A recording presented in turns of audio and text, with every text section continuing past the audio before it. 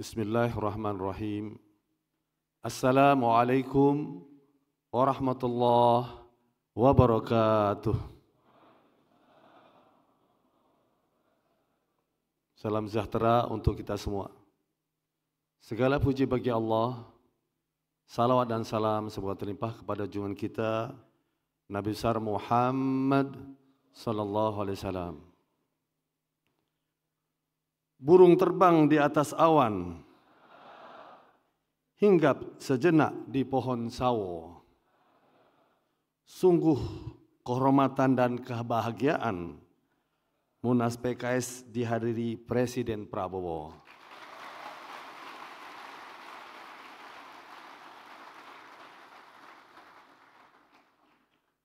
Yang kami hormati Presiden Republik Indonesia, Bapak Jenderal TNI Purnawirawan Haji Prabowo Subianto.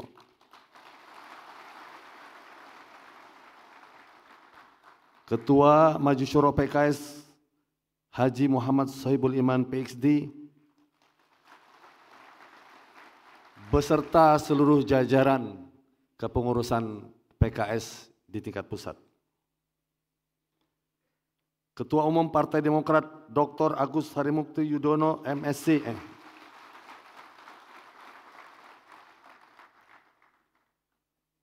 Wakil Ketua MPR RI Dr. Haji Edi Baskoro Yudhoyono.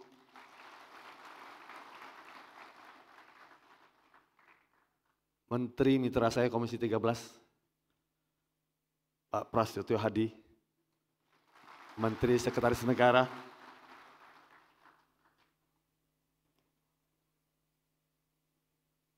Sekretaris Kabinet Lekol Teddy Indrawijaya,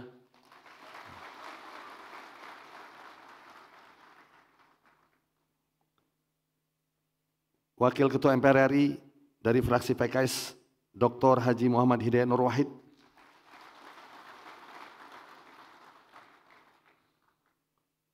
mohon maaf jika ada yang kurang belum distat Pak, Menteri Tenaga Kerjaan Prof. Yasirli, ya, dan Pak Menteri yang baru dilantik Pak Menteri Jamari Caniago, makasih Pak. Keluarga besar PKS yang hadir fisik ataupun yang mengikuti acara melalui YouTube, Zoom, dan media sosial, rekan-rekan media, hadirin yang berbahagia. Semua yang tidak bisa sebut satu persatu yang telah ikut mensukseskan acara Munas ke-6 kali ini.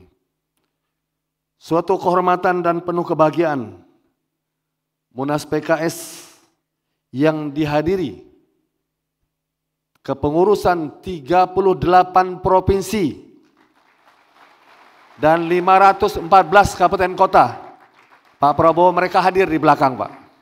Tepuk tangan untuk semua yang telah hadir.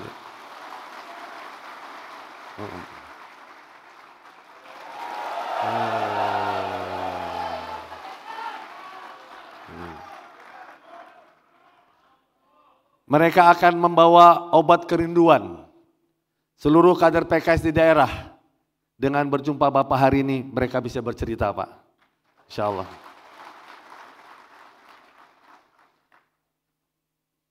Nostalgia kebersamaan yang tumbuh bersemai kembali, insya Allah.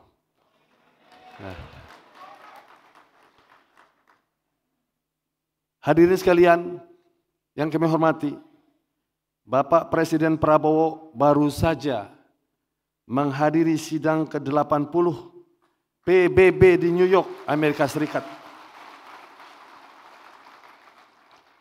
PKS mengapresiasi peran aktif Presiden Prabowo dalam menjalankan amanat konstitusi, aktif di forum internasional, memperjuangkan anti penjajahan, memperjuangkan kemanusiaan dan perdamaian dunia.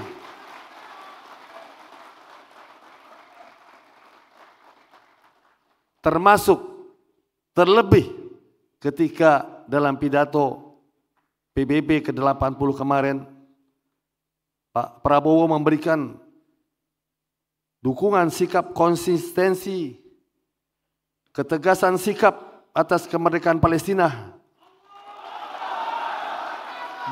dan untuk menghentikan bencana kemanusiaan di Gaza.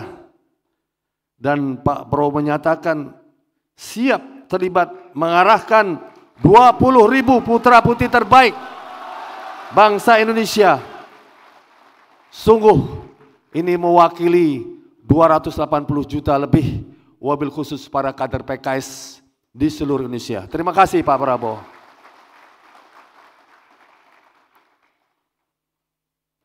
Kedua, amanat konstitusi yang selalu mendapatkan perhatian Presiden Prabowo adalah kompas abadi arah perekonomian nasional, pasal 33 Undang-Undang Dasar Negara Republik Indonesia tahun 1945.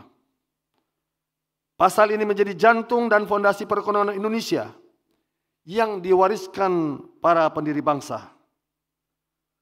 Pasal 33 memberi sebuah penegasan bahwa kedaulatan ekonomi berada di tangan rakyat dan untuk sebesar-besar kemakmuran rakyat. By nature,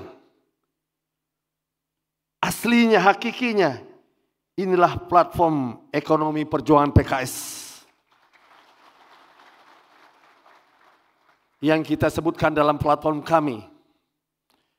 Karena banyak sekali ayat-ayat Allah yang bicara tentang ekonomi kerakyatan. Ara'aital ladzi yukadzibu bid-din, fadzalikal ladzi yad'ul yatim. Tidaklah engkau lihat orang-orang yang mendustakan agama. Mereka lah yang menghardik orang-orang yatim, anak-anak yatim. Innama tunsuruna bidu'afaikum.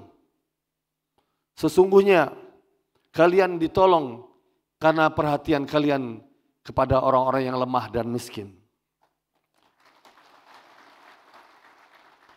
PKS berdiri tegak bersama Bapak Presiden Prabowo mendukung terwujudnya pasal 33 Undang-Undang Dasar demi wujudkan ekonomi yang inklusif, berkelanjutan dan berkeadilan.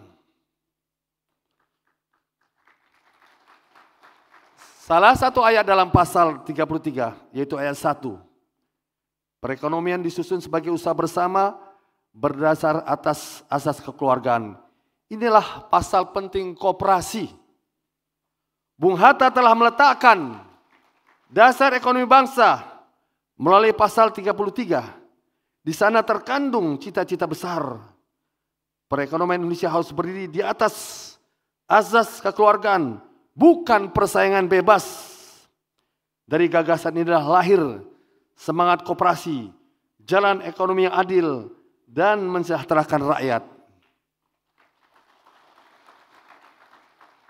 Gagasan koperasi ini kemudian diwujudkan oleh Bapak Margono Joyo Hadikusumo, kakek dari Presiden Prabowo Subianto, yang mempelopori pembangunan koperasi di desa-desa dan mendirikan bank pertama milik bangsa Indonesia sebagai penopang tumbuhnya ekonomi kerakyatan. Inilah tonggak penting dalam kemandirian ekonomi kita. Kita juga perlu mengenang Profesor Sumitro Joyo Hadikusumo yang sejak muda telah menulis disertasi tentang kredit rakyat di masa depresi global 1930-an. Beliau menyelesaikan doktoral dalam usia yang sangat muda, 24 tahun. Dan menyelesaikannya dalam waktu singkat hanya 2 tahun. Saya punya keyakinan di ruangan ini nggak ada yang doktoral dalam usia 24 tahun. Jadi Masya Allah. Ya. Pak Sumitro menegaskan bahwa akses keuangan harus inklusif, harus menjangkau rakyat kecil, bukan hanya korporasi besar. Inilah mata rantai sejarah dari Bung Hatta, Pak Margono, Profesor Sumitro, dari cita-cita menjadi karya dan hingga kini menjadi tanggung jawab kita bersama. Dan insya Allah Presiden Prabowo Subianto akan melanjutkan cita-cita mulia para pendiri bangsa ini, mewujudkan gagasan ekonomi kerakyatan demi Indonesia yang berdaulat, adil dan makmur. Allahu Akbar, merdeka. Mengingatkan takbirnya Bung Tomo, Pak Presiden. Bapak Presiden, seluruh hadirin yang kami hormati, untuk mewujudkan kedaulatan ekonomi dibutuhkan SDM unggul untuk memikul amanah kepemimpinan. Dan pasal SDM unggul itu muncul di era reformasi.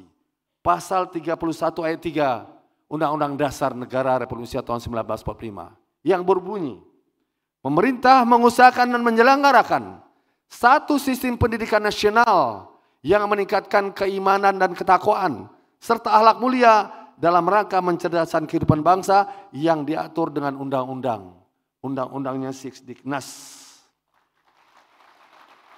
Pasal 31 ayat 3 ini sejalan seutuhnya dengan kurikulum kaderisasi PKS.